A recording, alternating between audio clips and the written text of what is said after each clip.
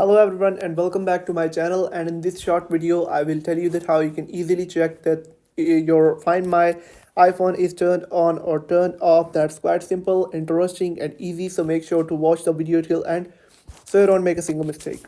So first of all, if you want to check your Find My device is turned on or not, you'll have to head over to the settings of your iPhone. You can do the exact same steps on any particular iPhone, iPad or MacBook.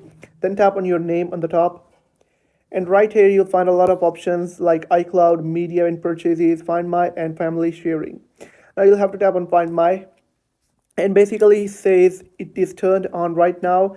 If I tap on top, I'll find a bunch of different options. I can simply toggle it off by entering my iCloud password if I want to turn it off.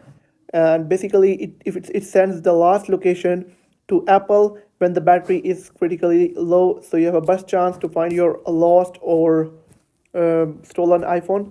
I hope you found the video helpful. Make sure to like the video and hit that subscribe button. And if you have any questions, let me know in the comment section.